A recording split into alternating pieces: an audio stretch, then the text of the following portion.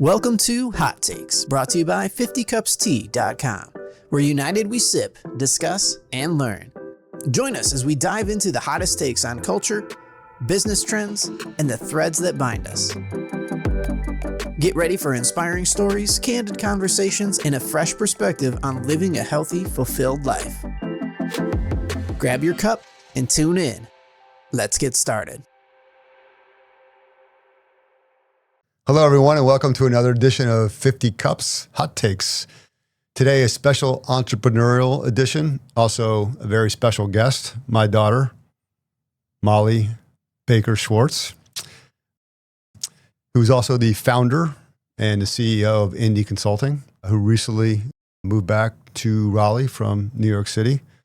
And I'm pleased to have her on as a guest today because we can certainly learn a lot from her. And since we are related, we probably share some hot takes that we have more in common than not. But before we begin, as always, a little iced de-stressed tea today to start the day. Wow. And I've learned how to pour, so there's no spillage now. Great job. And we'll get going. This is my famous Villanova University. Love it. We both went there and graduated. Mm-hmm. Pope University, Yeti, and it serves its purpose when we're pouring the tea. Beautiful. How are you today? I'm good. Thanks for having me. Good. So you just recently came back from a little trip. Where'd you go? To Canada, Banff, and Lake Louise.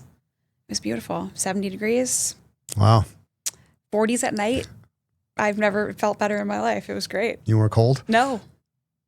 I don't think you can be cold when you're pregnant. That's what I've learned. So the Fairmont Hotel, which is the world famous hotel up there that I think was owned by the Canadian Railroad at one point in time. Is that Lake Louise or is that Banff? There's one in both locations. Okay. And they were both owned by Canadian Pacific at some point. And how's that hotel? Beautiful. Do you feel like you're out in the middle of nowhere or? The Lake Louise one, yes. Banff, you're close to town. Okay. It was beautiful. Would recommend. Yeah, well, maybe we'll put that on the bucket list Put next it on year. the bucket list. Well, it's good to have you today. And I thought we'd start by just telling us a little bit about yourself and how you ended up becoming an entrepreneur. Yeah, sure. How did I become an entrepreneur? I think I became an entrepreneur because I always enjoyed doing my own thing. I heard something recently that said that entrepreneurs love freedom more than anything else. And that stuck with me because I don't really like being told what to do. I like making my own decisions. And I think I've always had a little bit of that, at least. But growing up, I did entrepreneurial things and was encouraged to do so by you and mom, too, of summer camps and babysitting and plant watering companies, you name it. And it's nice to be able to call your own shots. So anyway, I did think that I was going to be a therapist at one point in my life, and which is kind of funny. Studied psychology and sociology and took all these classes in human services. That was my major, so that I could go to grad school and then be a social worker of some sort, which I know you didn't really love at the time, but didn't happen. So here we are. And studied abroad, took a marketing class and loved it, and found that the connection that I was looking for, I could do in a business setting, not just in a social work or therapy type of setting. And so kind of, took the marketing path from there. But I think the desire to really start my own business came from wanting to have really independent freedom again. I mean, sure, I had some ideas about things that could be done differently in the marketing space, but what I really wanted at that time was to get out of the corporate and business structures that I had been in and have the independence to do things how I wanted to do them.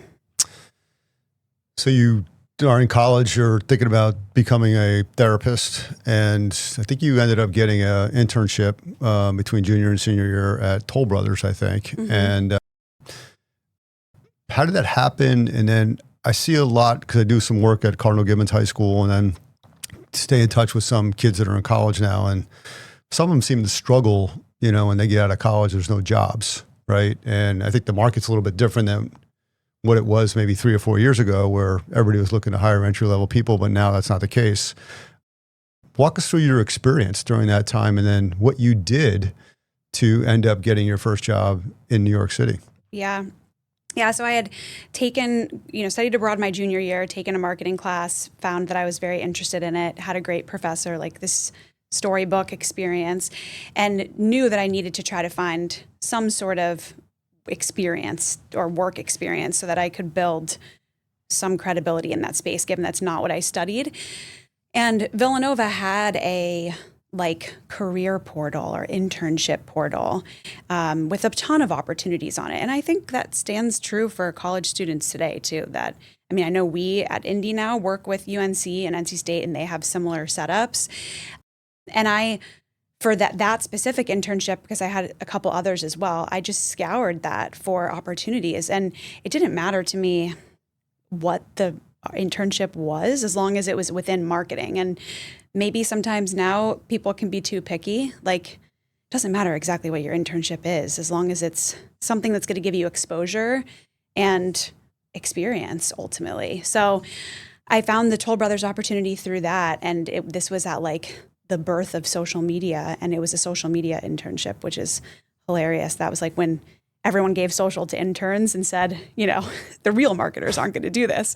And now real marketing is social media, which is crazy. But that was what the job was come do our social media. And I wrote blogs and made a Pinterest board and set up their Facebook accounts and did all the things in that space. So doing that internship, and then I continued working with them while I went back to school my senior year. And I also had an internship with College Fashionista, I'm sure you remember, being an editor and a writer to get more digital experience. And I also started working for a nonprofit doing communications and social media there too. So that gave me at least some credibility to then try to find a marketing job after school. I really wanted to move to New York City. As I'm sure you remember, I was hell bent on doing that.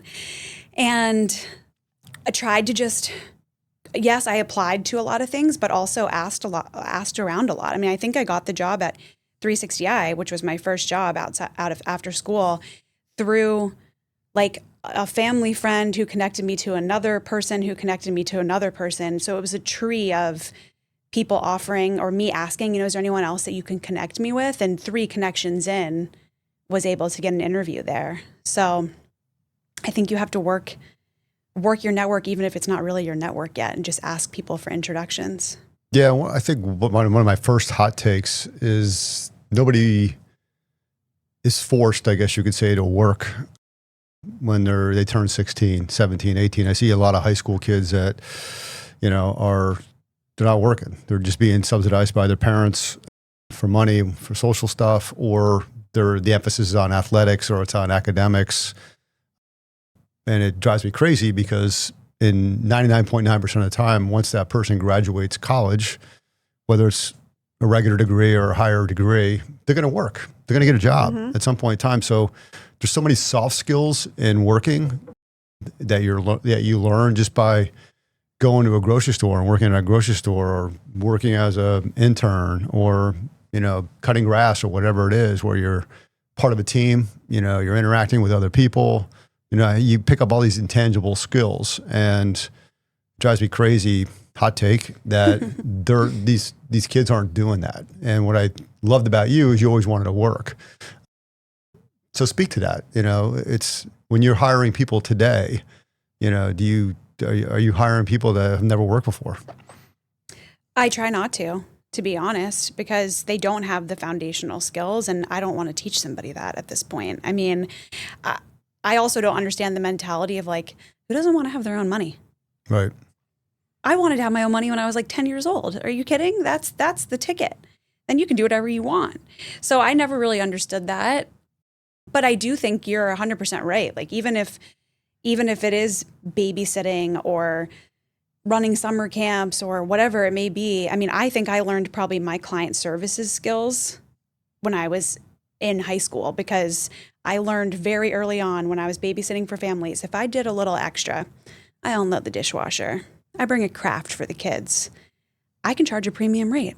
I was probably the highest paid babysitter in all of Prestonwood Because you just do a little bit more. I serviced a little bit more than the standard babysitter who would come over, watch TV on the couch, eat the popcorn out of the pantry, and you get paid more. And then you're in demand, which then means my price is going to go up even more.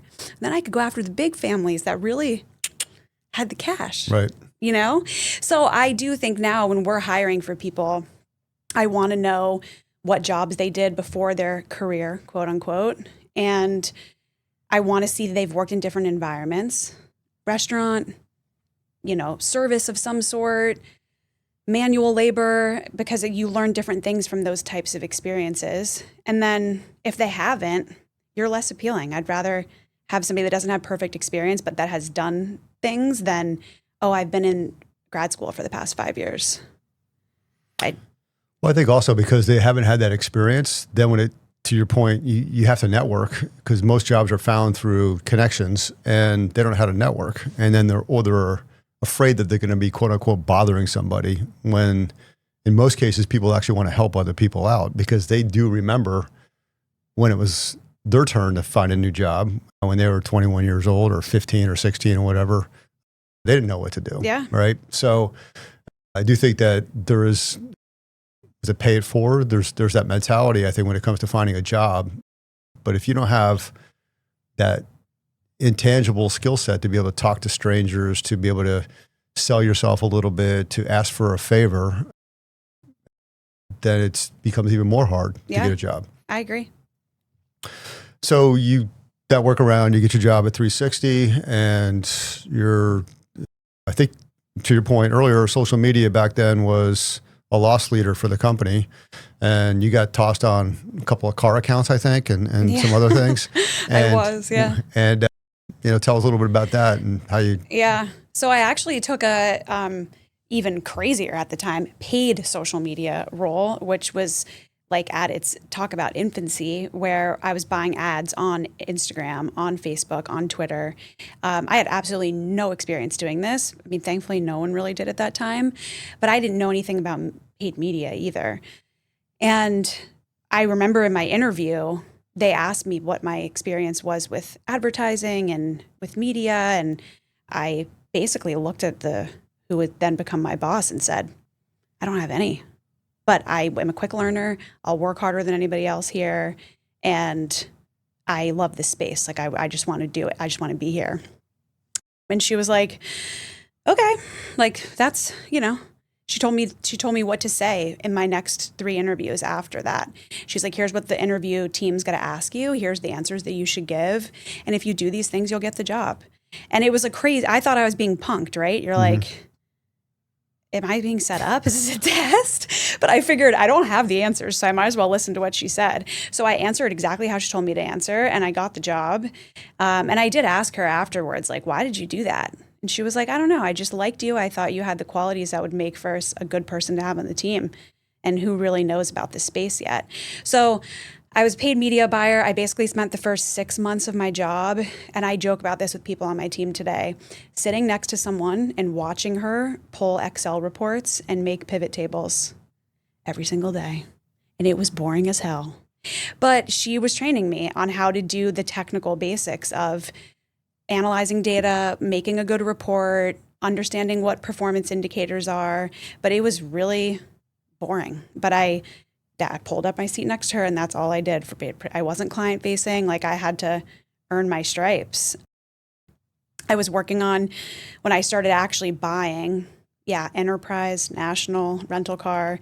I did some stuff on American Girl, which was a little bit cooler, Toyota, and then I started working on Hanes and then Ben & Jerry's. So I was able to graduate to some bigger clients over time.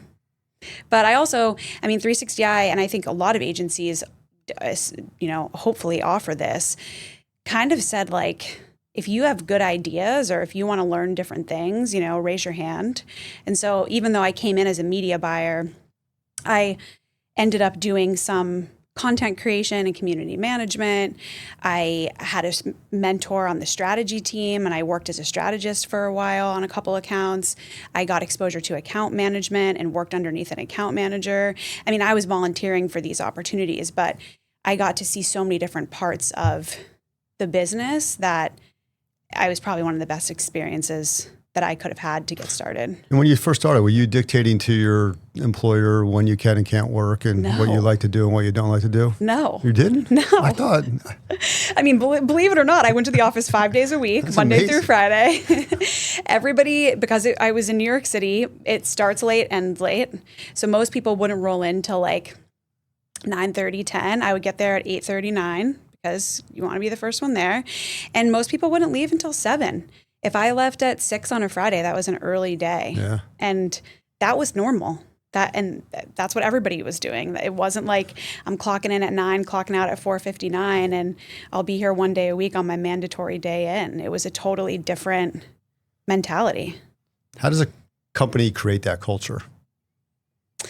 I mean, I think it was a place where people wanted to be. Like, I had a great time there. I met friends that I still keep in touch with today there, and people that have worked in my business or that are clients. I mean, it was a good group of people, and it was an environment where not that it was always fun, but they encouraged you to be social with your coworkers too. I mean, we would go to drinks together, we would eat lunch together, we worked on different accounts together. It was fun. So, I mean, I think the ultimate message was like, you need to get your job done, and people definitely did, but I think we enjoyed working together. I think the in-person piece was so huge. And as I've battled with that topic for my own business of remote versus in-person, work's a lot more fun when you're doing it with people. Mm-hmm. And I think my previous experiences would suggest that too. Do you find today some of the people coming into jobs want to dictate when they want to work and when they don't want to work? Absolutely. I mean, 75% of the time. It's crazy, honestly.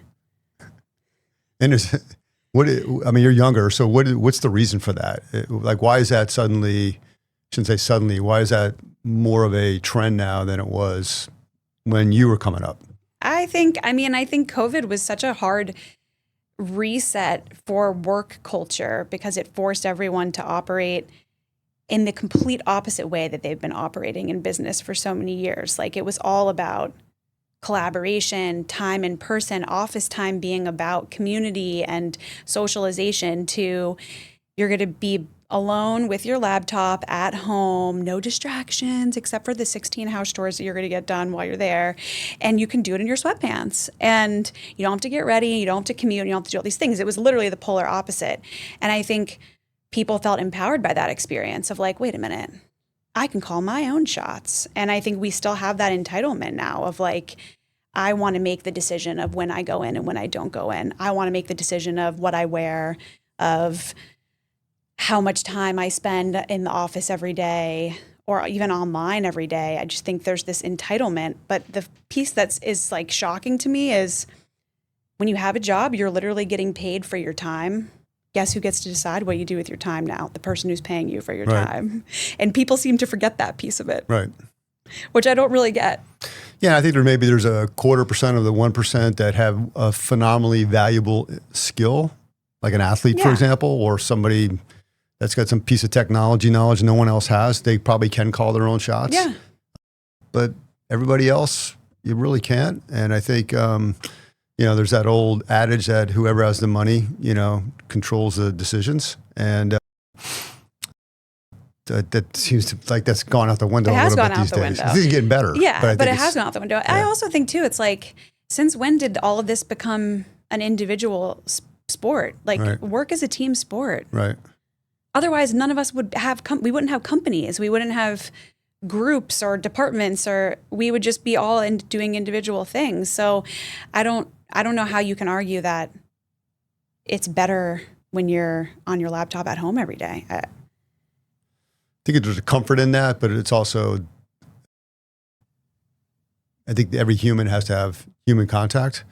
And I think when you get away from it, then to your point, it's easy. You don't have to worry about doing much. You just Yeah. have to shuffle over to your laptop after Right. you've had your coffee and you're, Check a few you know, emails. worked out or whatever, hang Yeah. out, and you get comfortable in that. But I think you're also missing out on so much. Yeah. You know, And I during mean, that process. hey, I've had a huge mental mind shift on this. I mean, you and I have had many arguments and debates about it.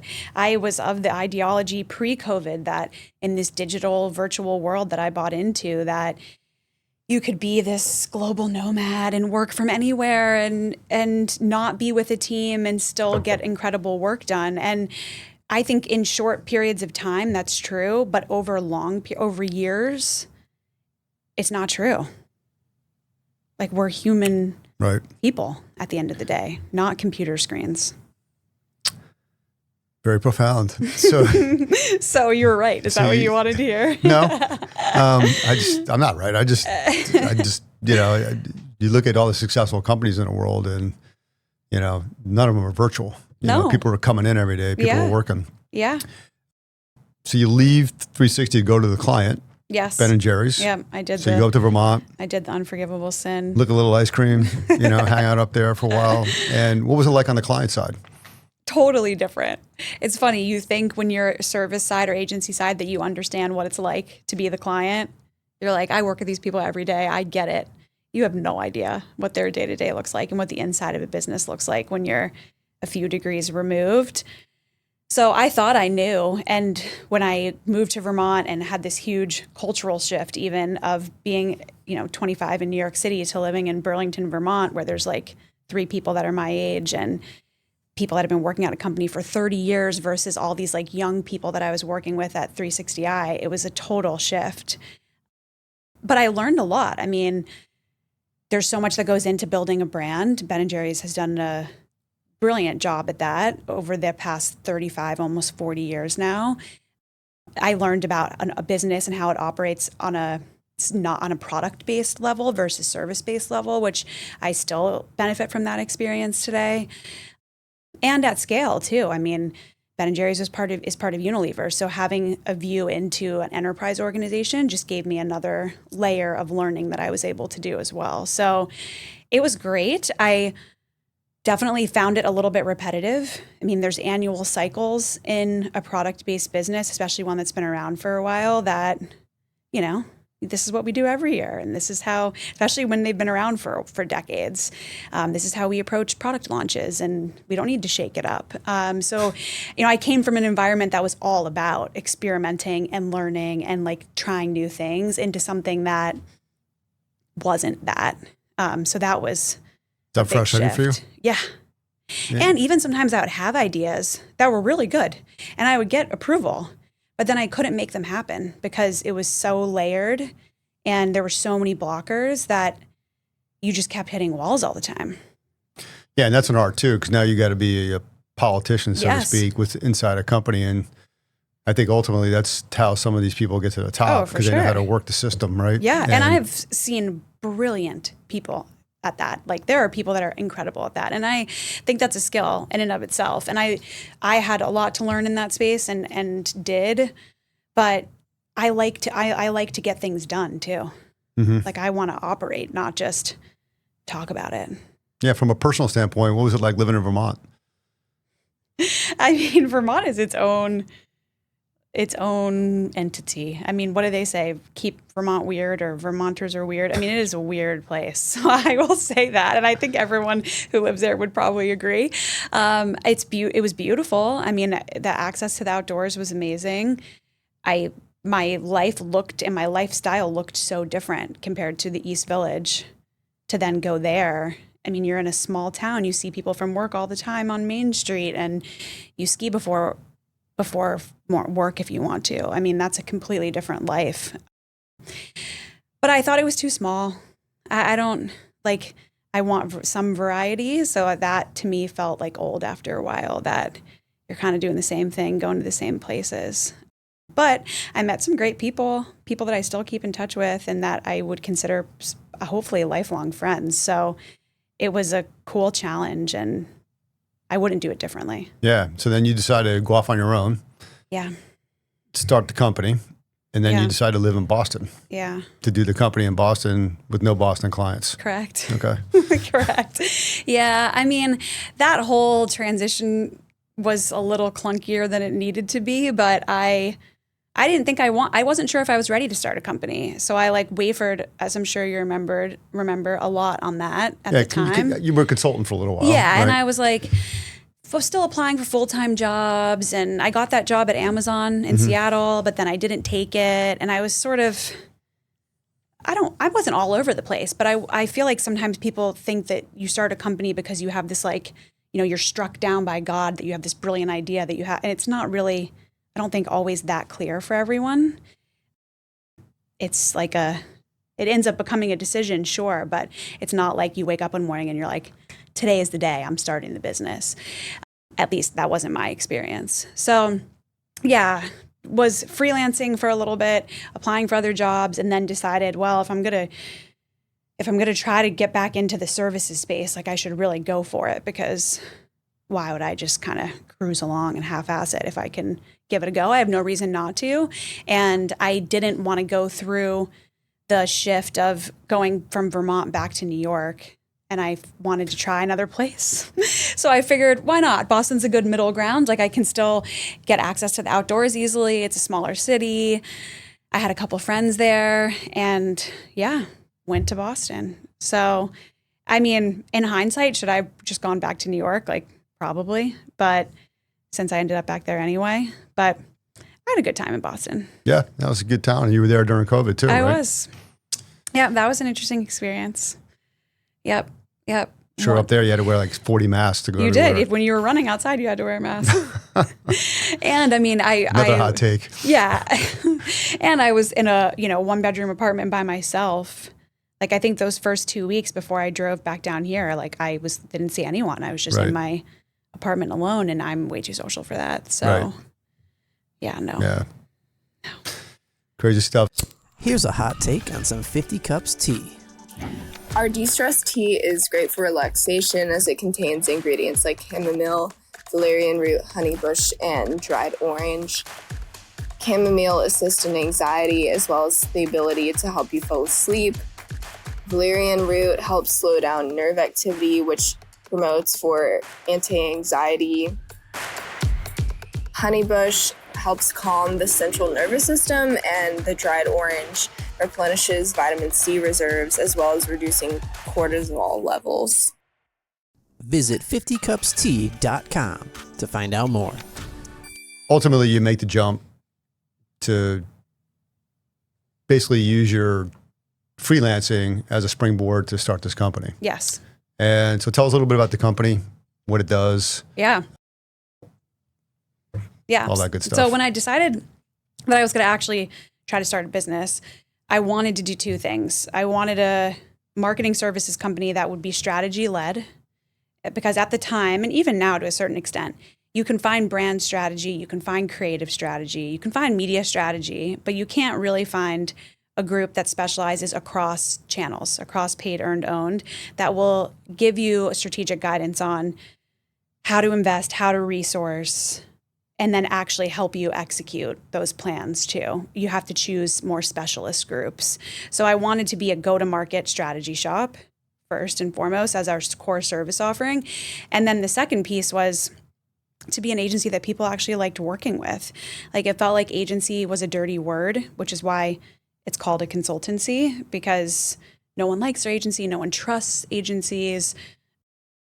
I think it's a disservice to the industry to a huge extent, because what a privilege to be able, as a service partner, to come into someone's business and see it in such an intimate way.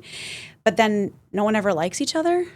Like, why? That's like such a broken part of the system. And I think you can be a brilliant marketer, but if you're not good at the relational and the services piece of things, you're never going to be successful. So how do I have a group that brings some of those things, again, going back to my social work and therapist days and dreams, where we focus and talk about conflict resolution and communication styles and how to build emotional intelligence and how to be a leader even when you're the most junior person on the team, and how do you build a culture around those types of soft skill development aspects versus just here's the best practice for Instagram or TikTok today. And I hadn't experienced that. Like 360i was great, but I never learned how to be a good client partner or a good customer service person. So when you say nobody likes each other, what do you mean? Is that the tension between the client and the and the service partner? The service partner? Yeah. And it usually comes down to just honestly misalignment on what success looks like. That's usually the biggest challenge. The agency partner is trying to succeed against marketing trends, goals, KPIs, and the client's trying to succeed against business goals and KPIs. And they're like ships passing in the night because they're not aligned. And then they don't know how to communicate with each other about those things. And that, I think, is the baseline of why it's usually there's so much distrust between the partner and the client.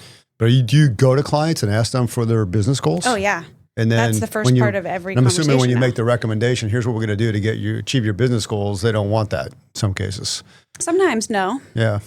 But then that's a conversation. Right. But that's how we start all of our engagements. And when I was brand side at Ben & Jerry's, rarely, we worked with so many different agencies. Probably 1 out of 5 would ask, what are the business goals this year? Nobody would ask that. They'd ask about like Chunky Monkey and like what new flavors being launched, right? Or like what celebrity we're partnering with and how we could make a jingle about it. Like there was never a conversation about hard business aspirations. And that has to be part of the conversation. But I would think then if you get a client aligned to that and you agree on a strategy, then there's less tension then. Is that correct? Yeah. Absolutely. Yeah. What do you do when you run across clients that they're maybe not achieving their business goals, but they did a post, you guys did a post and they got 1 billion likes and they were featured in the post and they're walking around glowing, but didn't translate to dollars? Like, how do you level set the client on that? I mean, that's happened. Yeah, it has. One post doesn't mean anything. Well, I know that. You know that. Yeah, but I think we don't over celebrate those types of wins because it's really. I mean, sure, it's great that we got some additional eyeballs on this, but that's only beneficial to the brand if we can continue to do that and attract more people to the brand, and then have a next step for them to trial your product or service. Otherwise, it's just vanity. And I definitely experienced a lot of that at Ben & Jerry's, partially because of the time, that it was where you could go viral very easily and you could get millions of likes on an Instagram post and retweet, and we don't even call it that anymore. But I think you have to even if you can just correlate it loosely, bring that back to the business. And if you can't, then it's great. Who cares? Yeah. Who cares? Yeah, because when they had Ben & Jerry's, for example, they got 300,000 likes. Does that translate to 300,000 cartons of ice cream being bought? I mean, in their case, probably generates some, right? It does generate some. Yeah. It does generate some. And they were able to do it so consistently that they had such an engaged base of people who then would go try the new product launch. So I do think that they had success in that for sure. But are they catering to their committed customer base where I'm eating Rocky Road and suddenly I'm going to do Chunky Monkey now? Or are they trying to get someone like me who doesn't eat Ben & Jerry's at all? No, they're really trying to get their committed base to continue to buy more. Yeah. I mean, their whole thing is we love our fans more than they love us, and we want the top selling flavor by far for Ben & Jerry's, it makes up, I think, like 75% of their sales is cookie dough. Okay, so why do they launch all these other flavors all the time? They're launching 5, 6, 7 flavors a year solely to get the cookie dough buyer to think, maybe I'll try that. Mm-hmm. Or, I saw that new launch. I should get another pint of the cookie dough. That's it. So when they try something else, do they stick with it, or do they still buy more than just cookie dough, or do they eventually just buy a couple, then they'll go back to buying cookie dough? Buy a couple and go back to cookie dough, which is why then you just keep creating new stuff. It's all for the buzz.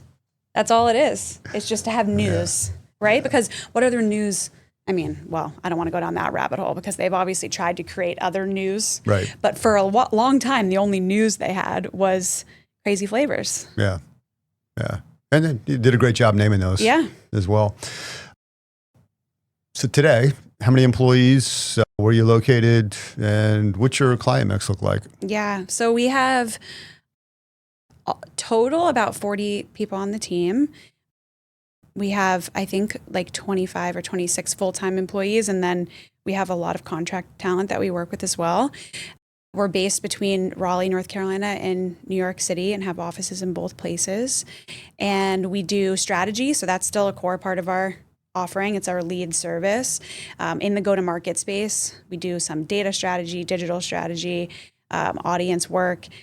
And then we have a creative team where we're doing content production, social media management, and influencer marketing. And then we have an activation team, which is paid media, SEO, SEM, SMS, all the S's.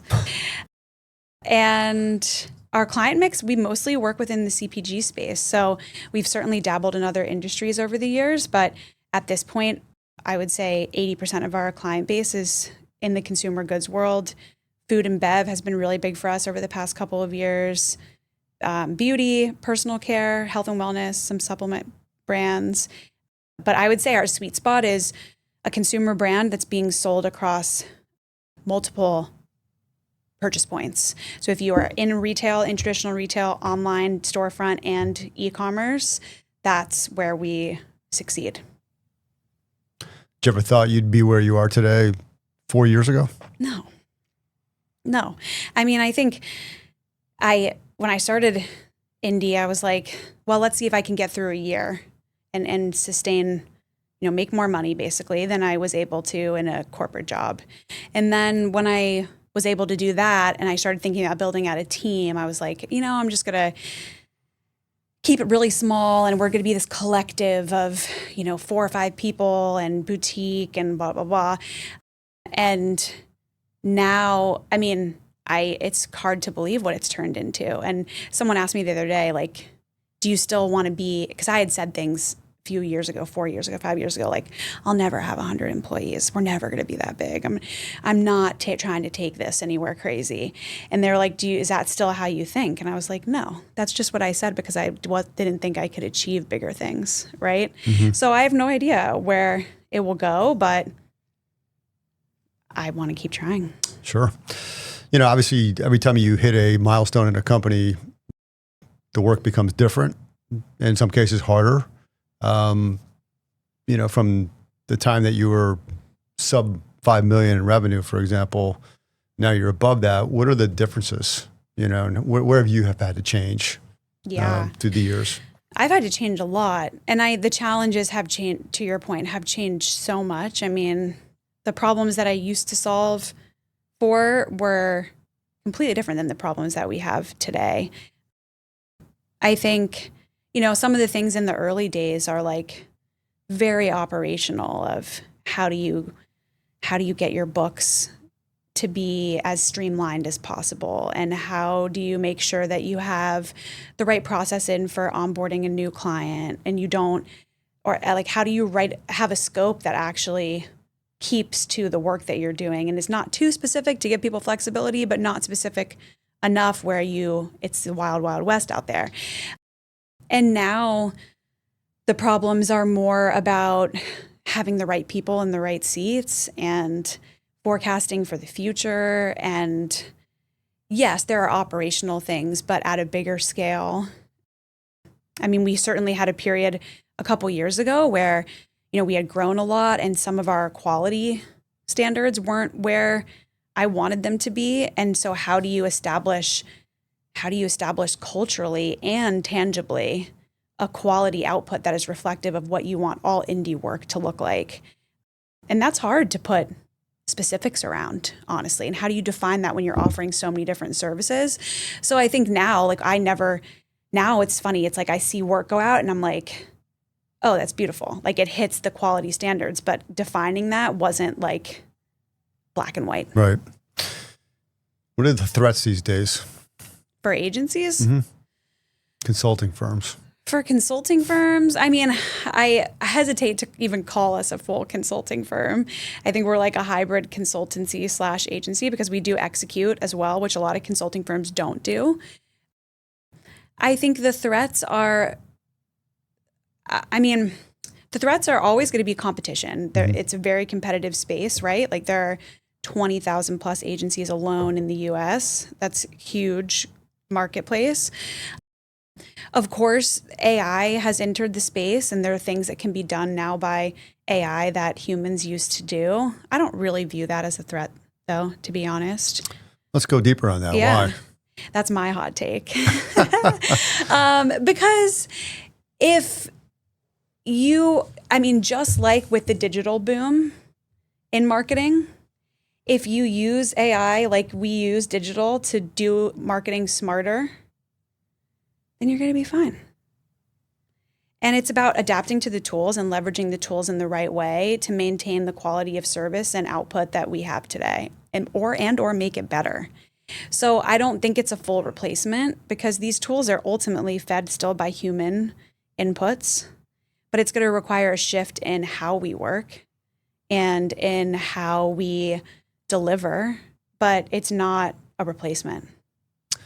So what do you do with a company, let's say in a year, you're on a campaign with them and you have your team doing creative, they're doing ad buys or whatever, and they say, hey, ChatGPT, I just came up with this beautiful post and I'm using Gemini in this case to buy Google ads. What do you say to that?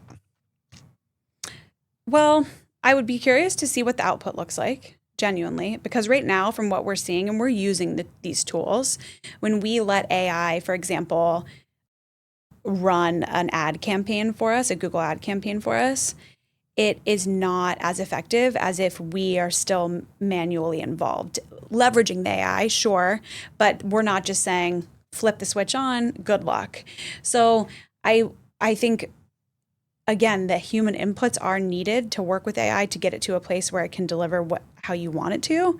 And that goes the same on the creative side too. Like the output today is just not super strong. So I think, for us, the strategy that we have right now is I'm going to this like AI day on August 4th in New York, where we're going to be going through, or someone's going to be taking me and a couple people from my team through the enterprise solutions across all the major AI tech stacks. So ChatGPT, Gemini, Claude, and we're going to have to pick an enterprise solution, and then we need to start building a foundation against an enterprise solution that goes across our teams, services, and clients, so that we can start all the inputs now, so that hopefully a year from now we're not caught with our tail between our legs of, oh God, we haven't done any of the foundational work that's needed to be smart at this and have strong outputs. So I think it's just about being prepared. So what's your hot take about it? You still need humans? Yes. So there's that I don't think that businesses should be threatened by it. I think they should view it as an opportunity. Yeah. But I've felt that way with social media. I just think we have these tools that, if you think about it optimistically, can be used for good and better. And does that mean I'm going to have to make changes to my potentially team, services, and business model? 1,000%. But that doesn't mean that, why can't I make those changes? I agree with you.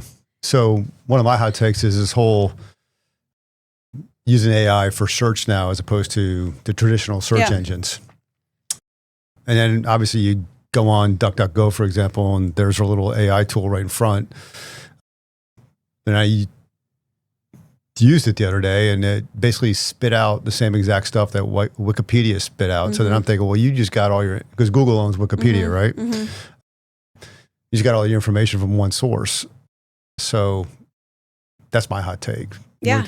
What's your thoughts on that? Because you listen to these podcasts now, why bother going over to Google? And you could just go right to AI and get everything you want. AI is not always right, to your point. So I think you have to check multiple sources. I use ChatGPT, yes, and I have done like the voice conversations with it, and I'll search for things there, but then I also still use Google. And just like with Google, I look at multiple sources. So I don't think this isn't a purist information society. I think we have to look at multiple inputs before you make a decision about something. You still can't find the cheapest airline ticket either. No. It's wildly disappointing. Google Flights, I think, is the best option for that, honestly. I stand by that. All right. So obviously AI is a tool. going forward, and you'll see that incorporated probably with a lot of agencies, et cetera, et cetera. Yes. So I don't think that it's a threat. I think if you view it as a threat, then you're operating with a scarcity mindset and out of fear. And I don't know. I don't think that works for any entrepreneur if that's where you're at. And what about the opportunity? So we talked about the threat. So what's the biggest opportunity that's non-AI related? That's non-AI related? Yeah. I think biggest opportunity that's non-AI related is,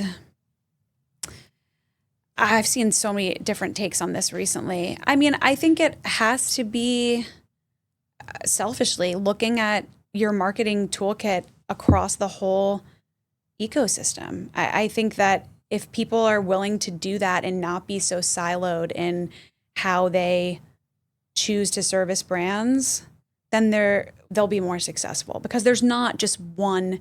I mean, those days were gone 10 years ago of, here's the formula for being successful at building a brand. You buy a print ad, you buy a 30-second TVC, and you put a billboard in the key markets and let it rock. I mean, the options for how you bring your brand to market just continue to grow. So I think if you're willing to experiment and test, and you have a client partner that trusts you to do that, that's the biggest opportunity. Which I get a lot of pushback in the industry about this. Why? Because people think that if you are a generalist service provider, then that means you're not good at anything, and you have to be a specialist. And I adamantly disagree with that. It's interesting because one of my client companies recently was sold, and they're specialists, and it seems like a lot of strategics or potential buyers are interested in specialists. Yeah, they are. That's the obvious answer. But I mean, you could be a generalist in a specialized area as well. Correct. Right. Which is why we're choosing to continue to hone in on the CPG space. Right. I'd rather our specialty be consumer goods and not our marketing service offering, and have that be more generalist. You don't have to give away the brand or anything like that, but any stories in the past where you were doing a strategy on a particular brand and they showed you what they were going to do for the Super Bowl, for example, or for some other thing, and you were like, don't do that, and they did it anyhow? I mean, yeah, I feel like that happens. I'm trying to think of a good example. I mean, I know, speaking on behalf of our team, that we had a client recently who who had this whole idea about, we've been getting feedback that it's a beeswax alternative to saran wrap. So it's like a sustainable, plastic, right? You have it at home. You have it at home. Yeah. The biggest reason why, because it has a long shelf life. You can hold on to this piece of beeswax for like 3 to 6 months, and we want to increase purchase frequency, right? The reason why people will buy again is because a new print comes out. They like the prints. It's news, right? They like the design, just like a new flavor. Oh, I want the new print. Cool. So we pitched this whole idea about, let's partner with different like influencers, artists, to collaborate on a print. They will do the design, and then we'll get cross promotion to a new audience. No, will not listen to us. They're like, we came up with a new print idea. We're gonna do wildflowers. And it's like something totally random that's not baked in any like consumer insight. So I know that that's just been like an uphill battle of, I don't know if there's probably some operational challenges behind doing a collab or doing a custom design that we're unaware of, likely, because that's usually what stops those types of things. But we're trying, because we're like, this would be so cool. I mean, why would we not go this way? What's your take on the influencer world? Yeah. I mean, I don't want to say avoidant, but I have been hesitant on the influencer world for a while, because I just think it feels watered down to me, and like the way that it was being done felt inauthentic, and now it just feels like, okay, I'm going to get product out to as many people as possible and have them create some dumb TikTok about it, and is that really strategic? However, I think its staying power has been impressive. I think that there are so many more creators now, and different types of influencers than ever before, but I just think they have to be leveraged strategically. I think that people can be really amazing microphones for brands and create beautiful content that reaches people or connects with people. But I think it has to be about quality and not quantity. And that's where it's not, I don't think we're like, that's not the POV in the space right now. It's just this mass influencer content creator game. Well, it seems like a lot of younger people who grew up on Instagram basically think they could just do it, right? Correct. And that's not true either. Right.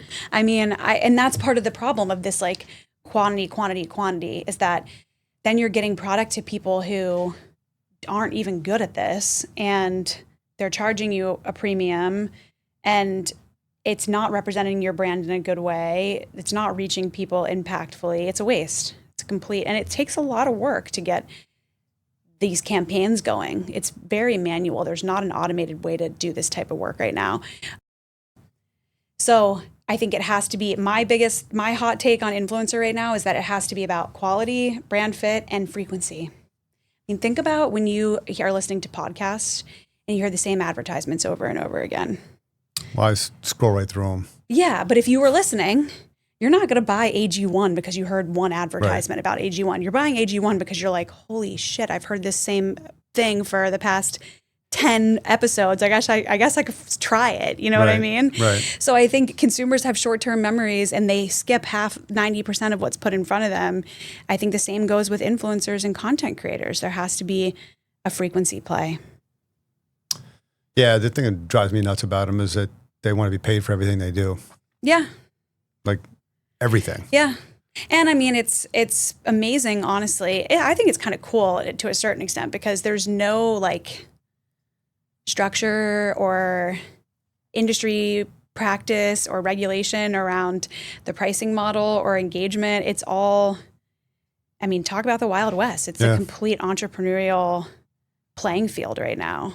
And so kudos to some people who like have worked the system to make a lot of money that way. I wonder if there's like a business opportunity down the road where agencies can buy a stable of influencers. People are doing it. Are they? Yeah, they're creating what they call like their like UGC network or their community that's proprietary to indie, let's say. Mm-hmm. And then we would tap that group of 100 people every time we want to create something. And then we set a standard pricing structure across the creators to give it some, I mean, sure, there's negotiating, but you're setting the standards versus having to then always go out and find somebody new. Interesting. Yeah.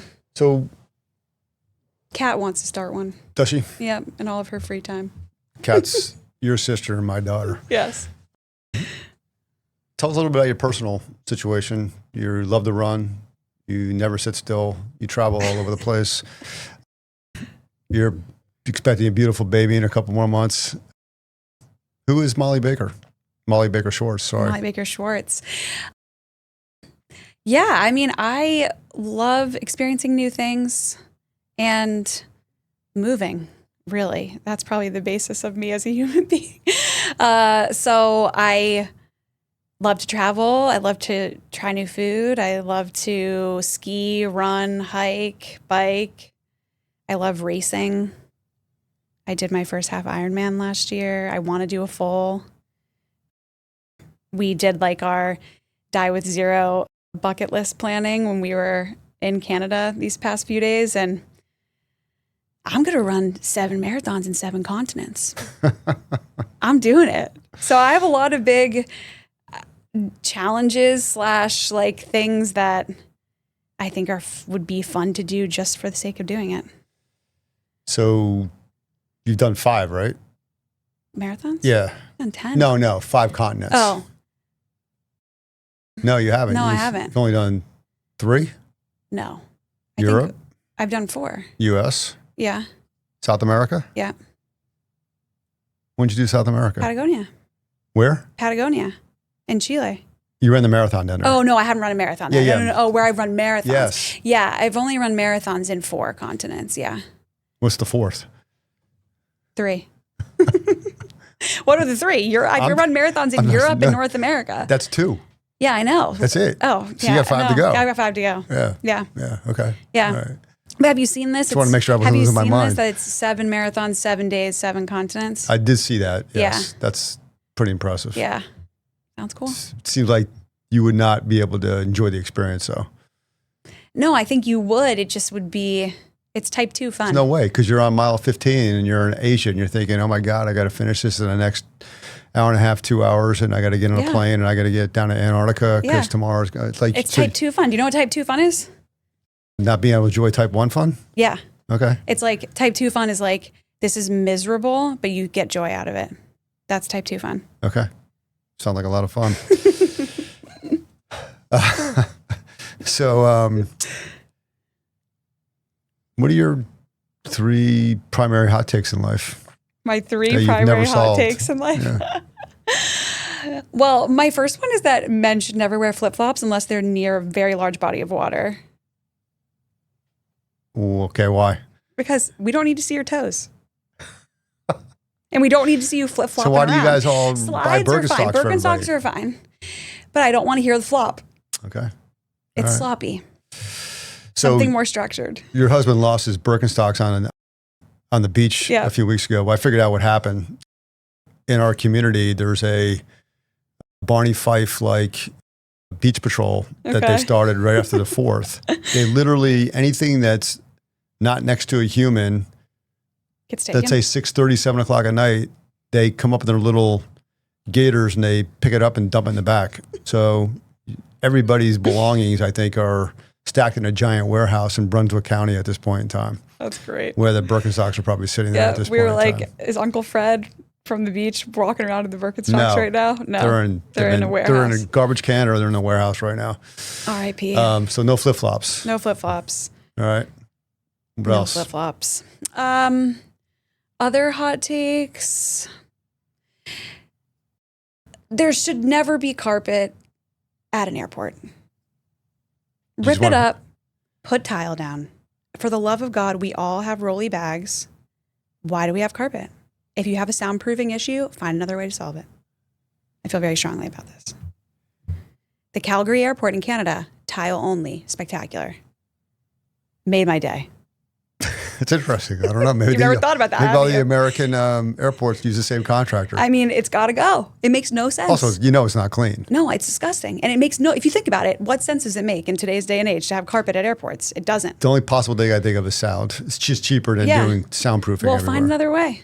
All right. It's that's fair. 2025. What about the plane that's delayed because there's no pilots? I mean, that's insane. Speaking of airports. or the classic, which we also had last night. Oh, we got here and there's just, even though we've been in the air for 4 hours, there's no gate. Oh, I know. I love that. Unbelievable. Also, you're looking out the window, there's 6 gates open. Right. Why can't we go to one of those? And I know why, because I don't know, those are Spirit airline gates and you're not allowed Right. to, but like, we can't shuffle. Right. Insane. Yeah, there's zero flexibility. Insane. No. And I don't get how, if you're on a 4-hour flight, you can't have a backup plan for an open gate. Like, it's not like they're surprised. Yeah, they know you're coming for 4 hours. No, that's what I mean. It's not Right. like, ooh, they got here. What happened? I mean, that's insane. One of my hot takes is premium gas versus regular gas. So you buy these cars. Yeah, they all need premium. You know, the certain cars only take premium. And I'm thinking, well, if you want the world to burn clean fuel, and because it's cleaner and it performs better, I guess, then why wouldn't you want more people to buy premium? So the other day I had to get gas and it says 264. I'm in South Carolina. I'm thinking, okay, well, I got to put 93 in this. I know the price is 87 that they advertise for. What's $2 more? Yeah. It wasn't like $1 more. It was like $2 more. I'm thinking, why wouldn't you figure out a way, technology-wise, to make cleaner, cheaper gas as opposed to the dirtier gas, I guess, that's less expensive. And they have this additive in it. It's called alkylite, and it's used in pesticides and fertilizers.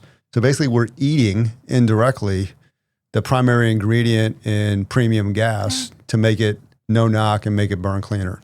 Oh, Just so you know. good. So that's my hot take. Yep, that's a pretty Yeah. good one. You know, if you want to burn cleaner, then you should make it cheaper for people to do so. Yeah. But Okay. anyhow, Okay. how do you feel about that? You don't care. I I do care because it's going to cost me more, but like the science behind it, I don't know. Yeah. Why can't they make cars that can handle the grosser gas or the cheaper They gas? do. No, I know, but why do the premium cars all need the premium gas? Yeah, I don't know. Great question. You know? Yeah. It feels like it's a pyramid scheme or something. Yeah, Like I they agree. want us to just buy the more expensive car and then we're going to buy the more expensive gas. Maybe they think we can afford it. I don't know. Maybe. Yeah. But if they want the entire driving population in all different economic areas to be able to burn cleaner. Right. They can't afford electric cars. Yeah. So at least to make it affordable I agree. to burn the cleaner gas. No, I agree. But then they're not going to make as much money. So that was my hot take on that. Yeah. I have a third one. Yeah, I was going to ask. Go ahead. I don't think that Mark Zuckerberg's a bad guy. And a lot of people disagree with me on this. I think he's the scapegoat of the tech community. I think he's a weirdo, so he's opened himself up. He's made some questionable decisions in the past, but I don't think he's the devil reincarnated. In the sense he's a devil reincarnated because of the censorship? Or? Censorship and like, oh, he's trying to take over the world with Facebook and, you know, artificial like VR and all the AI stuff before it was interesting to have AI. And like, everyone's like, he's a creep. Look how ugly he is. I mean, give the guy a break. What, is the CEO of Google hot all of a sudden? I mean, come on. This is nuts. I just think he gets beat up. And sure, he has a estate in Hawaii with a very large wall around it. That's weird. But like, maybe the guy wants some privacy. I don't know. They're all weird. All these guys are weird. Yeah, I think they're their own worst enemies too, yes, right? And he made some questionable errors, but I don't think that he is the devil. And I think he was painted as such. Yeah. And like no one else was. Well, he was the big kahuna at that point in time. Yeah, but the sleeper is always Alphabet/Google. No one ever's talking crap about them. I know. And that's because they're and I sent you that lobbying with the article too, because yes, of course, they do a lot of government work, but also I think Facebook's wrongly, by the way, quote unquote downfall is they had that partner firm. Yeah, I remember. That was not great. During the 2016 election, the surprise candidate won, and that I think upset a lot of people, and they pointed their finger at Facebook at that point in time. This guy's like, "Look, I'm a social media engine. That's all I am." Yeah, you know. And if anybody wants to, whether you're conservative, you're liberal, if you want to spend money on my platform, go ahead. Like I get it. Yeah, you know. Yeah. You know what I don't like is the fact that he was in cahoots with Google and everybody else to censor everybody during COVID. Right. Agree. And I think he did that because of the backlash that he got during the 2016 election. Right. So then he course corrected way too hard, and so that he didn't get, spit up and shoot out with the Supreme Court again, because he had to go through that. And I don't know, sometimes you make a bad choice as a business owner. But I think the people that survive in this world that are admired by everybody, they're the ones who admit to their mistakes, stick to their core values, and don't apologize. Yeah. You don't change. Yeah. So, Trump got elected. That's not my problem. You guys voted for him. Yeah. Right? No. Yeah, I'm not censoring. I'm not going to go do whatever you guys want me to do. Right? This is who I am. Yeah, I agree. And he's got billions, so what does he care? I agree. And also, don't tell me how much you love people in this world and how you care for the little guy when you're in a secluded compound on probably $500 million worth of real estate in Kauai. Don't preach to me. If they just don't preach, they're fine. Yeah. Does he preach that often? He doesn't. I'll give him that much. He doesn't. Yeah. Yeah. So anyhow, a lot of celebrities do though, as we know. They do. 5 takeaways you'd like to impart to your audience today. 5. Oh boy. Where do I? What do you learn in life that's could be helpful to others?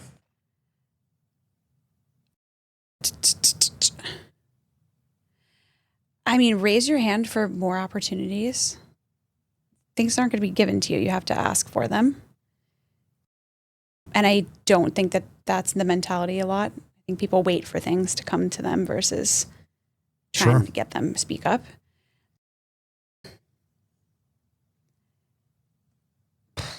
Gosh, gosh, 5 takeaways. I should have thought about this more often. I mean, I have a lot of things. That would be my first. You have to speak up. You have to raise your hand. It's okay if you're not 100% sure about something. I think I've made a lot of decisions where I don't know if I'm 100% sure, and you have to just move forward, and then you can always change. So, but I think if you're going to make a decision, you have to commit fully to it and go for it. Like moving to Vermont or starting Indy or being all in on New York. You just have to, if you're going to do it, don't do it halfway. Right. I think experiences are everything. They're worth it. I mean, I was like thinking this trip to Canada was not worth it. Ugh, I don't really have the time. It's not a good time with work. It's only 5 days, and it was a great experience. And I have now memories that I'll probably always have. So I think it's worth going and doing the things that you want to do.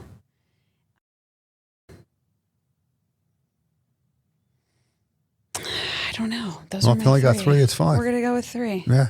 If I come up with something else, I'll share it. But those are my 3. Well, it's been an honor talking to you today. Thank you for having me. Yeah. This was fun. Thanks for doing it. Yeah. And good luck with everything. Thank you.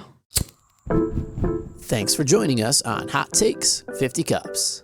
If you enjoyed today's episode, be sure to visit our website at 50cupstea.com for more great content and delicious organic teas, and listen and watch us on all the leading platforms. Stay connected with us on Instagram at 50cupstea, YouTube, and TikTok. And don't forget to subscribe, leave a review, and share with your friends. Until next time, keep sipping and stay united.